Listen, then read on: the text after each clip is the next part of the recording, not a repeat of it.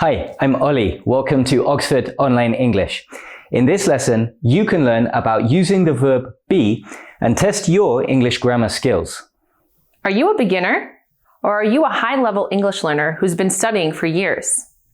This lesson will have something for you, whatever your English level is. You'll see many ways to use the verb be, from the most basic uses to complex structures. Want more free English lessons? Check out our website, oxfordonlineenglish.com.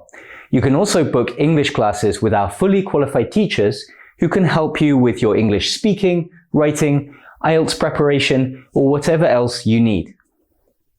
One more thing. Do you want to watch this video with subtitles? You can. Turn them on now by clicking the CC button in the bottom right. Here's how this lesson works. There are 5 levels. Each level is more difficult than the previous one. Level 1 is beginner. Levels 2 to 4 are intermediate. Level 5 is high intermediate to advanced. If you're not a beginner, start at level 2. At each level, you can see what you need to focus on if you have difficulties. Ready? Let's start. Here are 5 sentences. Complete the sentences with one word. Pause the video and think about your answers. If you want extra practice, say your answers aloud. Ready? Here are the answers. Did you get all 5 right? You should probably fast forward to level 2. Did you make a mistake? Here's what you need. 1. You need to know the positive forms of be, including the past forms, was and were. Here they are. Pause the video to look if you need more time. You also need to know the negative forms of be. Here they are. Again, pause if you need time to look. You can see that most negatives have a contraction, or sometimes 2. You should use the contraction most of the time when you're speaking. It doesn't matter which contracted form you use. Ready? Let's go to level 2. Here are your 5 sentences. Complete each sentence with one word. Contractions, like isn't, count as one word. Again, pause the video to think about your answers if you need time. Ready? Here are the answers. What's the point here? You can use be to make continuous forms. Continuous forms have many uses. For example, you use continuous forms to talk about something happening at one moment in time. For all continuous forms, you need to remember one rule. Be plus ing verb. All continuous forms need both things, be and a verb with ing. There are other continuous forms. You'll see some of them later. Let's see all of the forms for the present continuous, past continuous, and future continuous. You'll see forms with the verb go as an example. Each list will appear for 3 seconds. Pause the video if you need more time to look.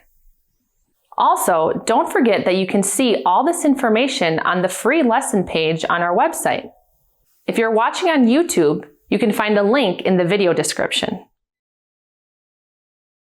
What about sentence number 5? Did you get it right? Do you find it strange? You can use be in the continuous, normally to talk about people. You use it when someone is behaving in a way which is not normal for them. For example, if you say she's being so impatient at the moment, you mean that she's generally a patient person, but she's behaving impatiently now. Maybe she's under a lot of stress and it's having an influence on her.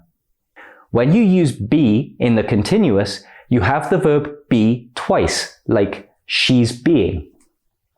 This might look strange, but be follows the same rules as every other verb. You make a continuous form by using the verb be plus an ing verb. That's the end of level 2. Remember that you can always review a section if you need to. Here are 5 more sentences. This time, you need to complete each sentence with 2 words. One word should be a form of be. Remember that contractions, like isn't, count as one word. Ready? Here are the answers. So, what's the idea here? You can use be in different times and tenses, like any other verb. Be has perfect forms, like have been, has been, and had been. Be doesn't behave differently to other verbs here. Sometimes we hear questions like, how do you use have been and has been? What's the difference between have been and had been? These aren't questions about using be. If you're asking these questions, you need to learn more about perfect tenses. Be can also be used in the future with verbs like will or going to. Like you saw in level 2, you can have the verb be twice in one sentence if you use a verb like be going to, which contains be.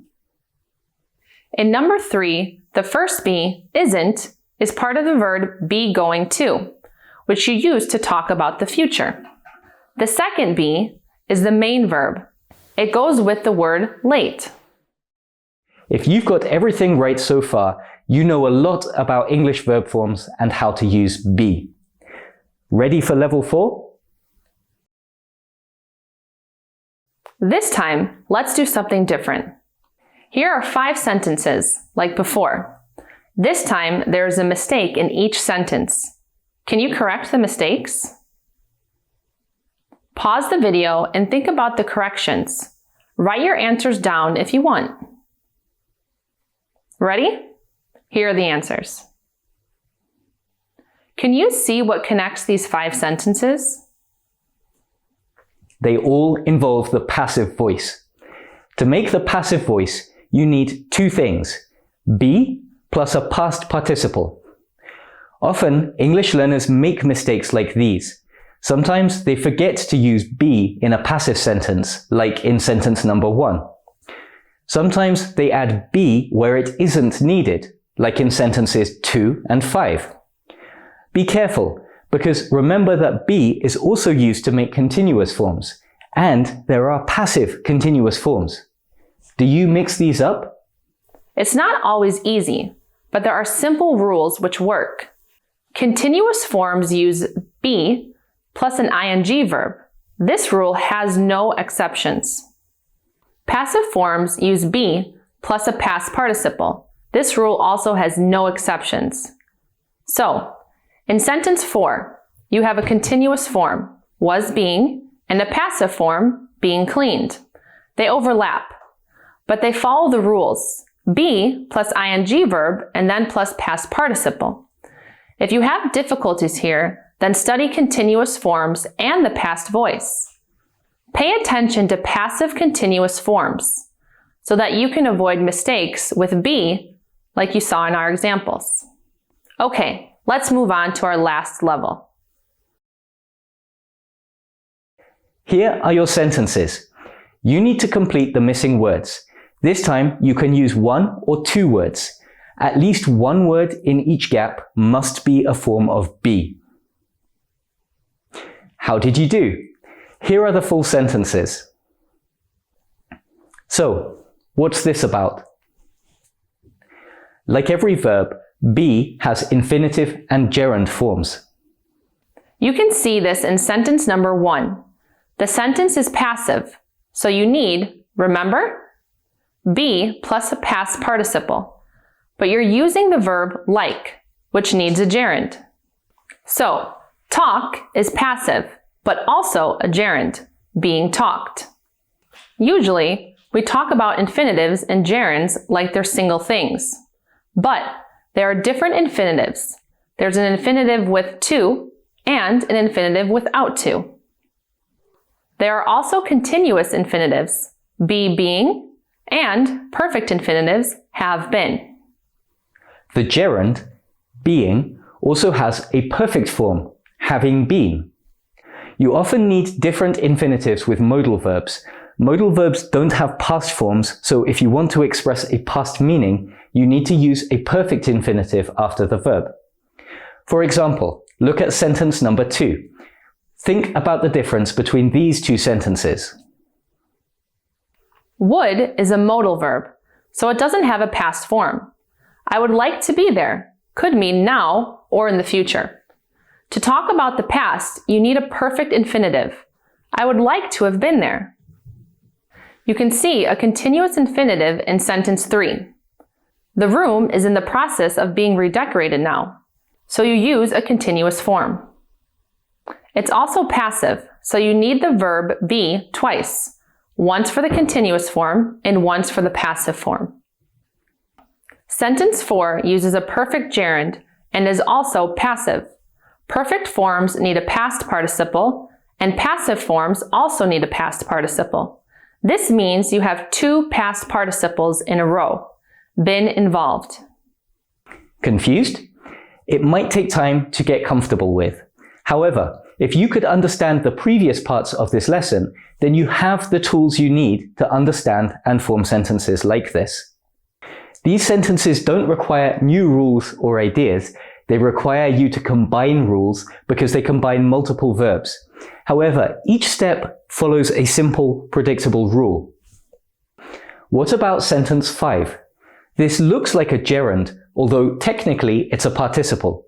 Participle clauses like this are a way to add extra information to a noun. In this case, the subject of the sentence is he, and the participle clause gives us extra information about him.